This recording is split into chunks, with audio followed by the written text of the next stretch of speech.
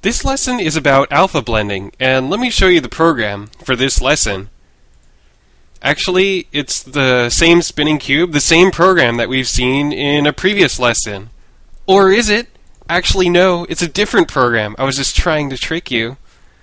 Because if we go down here and we change this constant from 1 to 0.6, and then we run the program, you'll see that actually what we have in this program is a transparent spinning cube. So it's a different program. And that's what alpha blending allows us to do. It allows us to have transparent objects. Each transparent object has a particular alpha value indicating the opacity of the object. So this alpha value of 0.6 indicates that the faces of the cube are 60% opaque and 40% transparent. And what we're going to do is we'll draw all of the faces of the cube from back to front. And each time we draw a face, it'll go through the pixels of the face, and for each pixel, it'll sort of average it onto the pixel that was already there. So when we draw the farthest back face, we'll take each pixel and we'll take 60% of that pixel and 40% of the pixel that was already there, which happens to be black. And what I mean by this is the red component of the resulting pixel will be equal to 0.4 times the red component of the old pixel plus 0.6 times the red component of the pixel that we're drawing on top of it. And it's important that we draw the faces from back to front. Before, we didn't really care about what order we drew them in, but when we're using alpha blending, it's important to draw them in order. Basically, we're just simulating how lighting would work in the real world, the way that light would pass through the back and come through to the front before it reaches the eye. So it has to be in the right order. And let's take a look at some of the code now. First of all, we have a few constants. We have pi, which I'm just going to make this a little longer just to show off my nerdiness. But anyway, I know a ridiculous number of digits of pi, but that's kind of a side point. So then we have this constant right here, the length of each side of the cube, and we have our alpha component. And we're going to have a structure for storing each of the faces, for indicating where the face is. And what we're going to do is, instead of calling GL rotate F, we're going to keep track of where the face is. We're going to directly specify each of the points. We're going to sort of rotate them manually instead of having GL rotate F do it for us. And we're doing this because we need to know where all of the faces are if we want to sort them from back to front. So here we go. Our face structure is going to store 3 vectors that are perpendicular and all have a magnitude of 1. We have our out vector, which points outward from the face, so it's the same as the normal vector. And actually, we can use the out vector to figure out where the face is. The center of a face is just this out vector times box size over 2. We also have 2 other vectors, this up and right vectors, which just point in the directions of the edges of the face. So that's the face structure. We also have a structure for the cube, which stores all 6 faces of the cube. After that, we have a rotate function, which just rotates a particular vector about a given axis, a certain number of degrees. And this formula right here, I just found it online on MathWorld.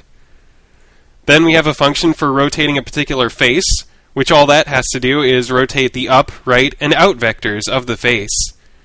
We also have a function for rotating a cube, which rotates each of the faces on the cube. After that is a function called initCube, which initializes the up, right, and out vectors of each face on the cube. So it just initializes our cube. Then we have a function called compareFaces, which we're going to use to sort the faces from farthest to closest. And the compareFaces function just takes 2 faces, and it determines whether the first is in back of the second face. And it does that by comparing the z-coordinates of the out vectors, which is basically just comparing the z-coordinates of the centers of the faces. And in general, comparing the z-coordinates of the centers of the faces, it doesn't necessarily work. because each pixel on a face has a different z-coordinate, the center doesn't necessarily matter that much. But it just so happens that in the case of a cube, if we sort the faces in this manner, using the z-coordinate of the center of the face, then when we draw them in that order, things will work out just fine. That'll end up drawing them from back to front. So we kind of got lucky in this case. Actually, there's sort of a tricky way to do drawings so that you don't have to sort the faces from back to front in this way, using backface culling. And I won't explain it right now. I'll explain it in a later lesson. For now, just know that it's out there. Then we have this function, face vertices, which figures out the 4 vertices of the quadrilateral for the face and stores them into this array, this v's array. Then we have a function, draw top face, which draws the top face of the cube. And first of all, it calls the face vertices function to figure out where the vertices are. And it uses this new function called glcolor4f to specify the color of the face. As I mentioned, each color, when we're using alpha blending, is going to have this new alpha component, indicating the opacity of the object. So we use this new glcolor4f object function call, and that'll take care of making our face look transparent. So that's the draw top face function. We also have functions for drawing the bottom face, the left face, the right face, the front face, and the back face. And we need separate functions for all of them because they all have different colors or use color blending or use textures or whatever. And the back face is a textured face. You'll notice, by the way, that this call to glcolor4f will take care of making that transparent. So after that, we have a function called drawFace, which basically just takes a particular face. It figures out whether it's the top, bottom, left, right, front, or back face, and then calls the appropriate function to draw the face. So this function will make our life easier. Then we have our cube variable. We have the init rendering function, which has a couple of new things. It has GL-enable GL-blend, which turns on alpha blending, and it has a call to GL-blend-func. I mentioned earlier that whenever you draw a new pixel onto the screen, you're going to take, in this case, 60% of that new pixel plus 40% of the old pixel. Actually, you don't have to use that particular formula. You can use all kinds of weird formulas. With GL-blend-func, you just specify whatever formula you want to use. But if you want to just do standard transparency, this is what you want. GL-blend-func, GL-source-alpha, GL1 minus source-alpha.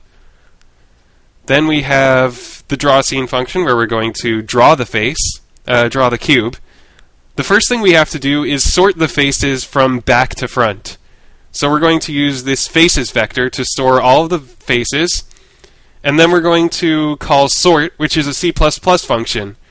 It's in algorithm, so you just use number include algorithm to get the sort function.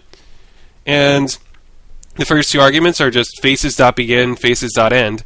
And the last argument is the function that we want to use to compare the faces, in order, what order we want to sort them in other words.